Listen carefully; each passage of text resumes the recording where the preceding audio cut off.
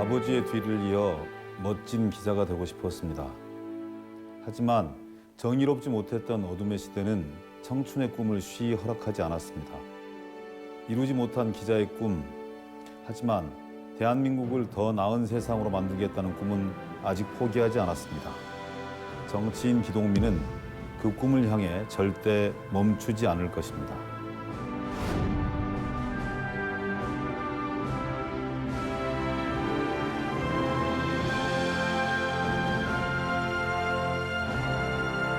네, 안녕하세요. 전통과 미래가 살아 숨쉬는 도시 서울 성북을 출신 더불어민주당 국회의원 기동민입니다. 반갑습니다.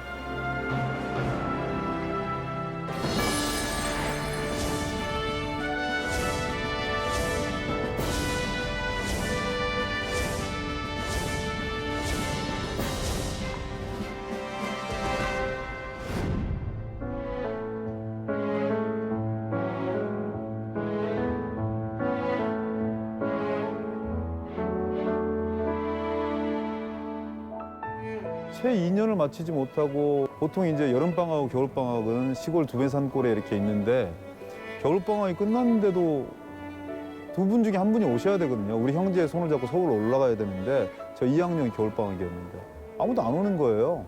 그래서 이제 증조 할머니 손에 이끌려서 고개 2개를 넘어서 서삼초등학교라는 곳에 갔죠. 학적부 없이 2달을 거기서 다녔어요. 시험도 안 봤어. 기억이 또렷해요. 그리고 장성중앙초등학교라는 곳으로 이제 부모님들이 내려오고 거기에 정착을 하게 되죠.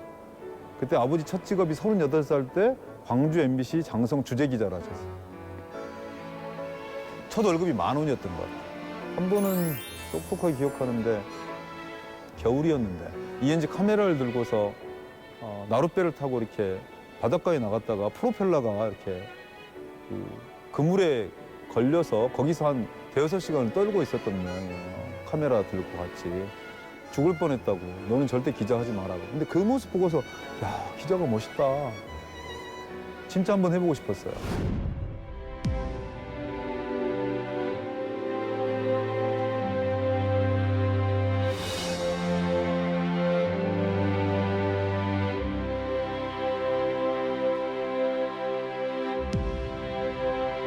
뭔가 이제 민주화의 열기가 이렇게 올라오는 그런 시점이었고요. 87년도를 기점으로 해서 이제 공간이 확 열려버리는 거죠.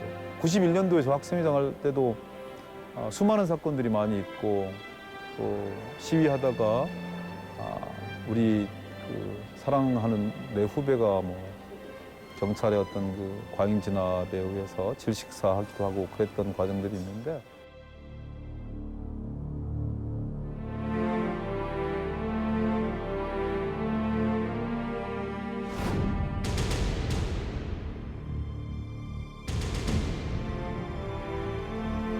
규정이 싸움을 하면서 사람들이 되게 행복해했어요.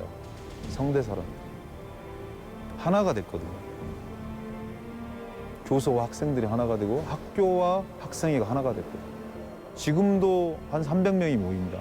규정이 추모식이 기일이 되면 25년이 지났는데. 그래서 이제 그 시대를 같이 했던 사람들은 김기정이라는 이름을 잊어먹지 못하죠. 우리를 여기까지 끌고 온 동의는 규정이에요.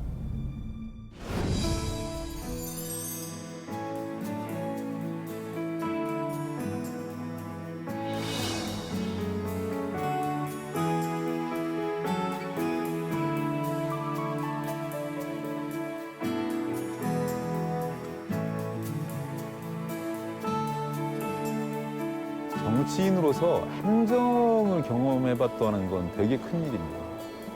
서울시 행정을 6급부터 시작해서 그래서 이제 1급도 하고 차관까지 이렇게 쭉 해봤는데 특히 서울시 행정은 종합행정입니다.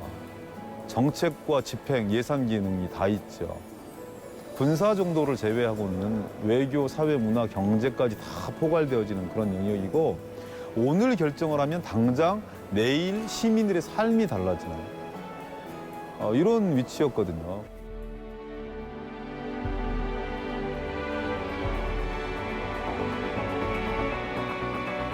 그 채무 7조를 줄이겠다고 했어요.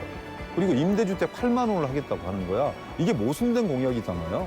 8만 원은 돈을 쓰는 일이고 말이 좋지 채무 7조를 줄인다는 거는 서울시 부채가 21조 정도 됐는데 그중에 7조를 줄인다는 건 엄청난 일이거든요. 공약을 만들었던 그 학자들이 이거 양립할 수 없는 공약입니다. 그래서 시민들한테 양심선언을 해야 된다. 이 세무 7조는 다 못 줄이니까 4조 정도 줄이고 8만 원은 그냥 가자 그래서 내가 물어봤어요, 그분들한테. 왜 해보지도 않고 공약을 바꾸냐고. 공약이라는 것은 내 걸었으면 끝까지 최선을 다해보고 그 결과를 가지고 과정을 설명해서 시민들이 용납하면 또 갈 수 있는 거고 안 그러면 매를 맞아야 되는 거다. 수많은 아이디어를 쏟아져서 2년 6개월 만에 7조 줄였어요.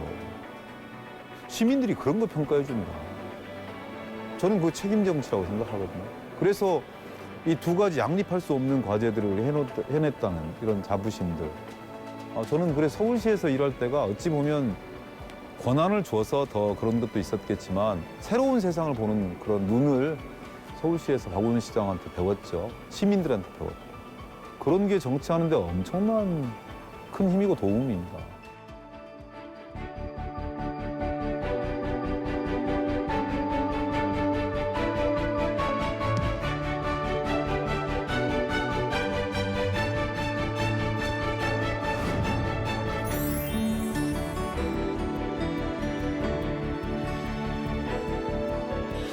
제가 제일 해보고 싶은 게 경전철이거든요. 경전철 토목사업 같죠. 교통복지사업입니다. 해외가 달리하는.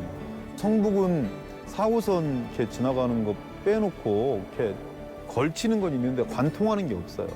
경전철 하나 놔야 되거든요. 그래서 이제 그 경전철이 생기면 우리 관내에 한 6개 정도의 이제 역사가 생겨요.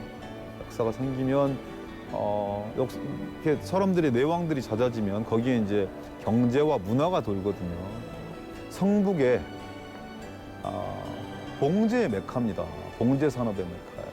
5명, 10명, 20명이 안 되는 바느질, 수제, 봉제업 있잖아요. 서울시에서 키우고 있는 미래 전략 산업의 역전 산업 중에 하나거든요. 제조업 중에. 성북에 정말 많습니다. 장이동, 석관동, 종암동뿐만이 아니라 정말 그 산재에 있거든요. 한 2,000곳이 넘는다고 해요. 이 일하시는 분들의 자긍심들을 좀 키워줄 수 있는 전략산업으로 육성시켜 나갈 수 있는 그래서 일자리를 많이 창출시키고 거기서 소득을 높일 수 있는 다양한 방법들을 강구를 해야죠.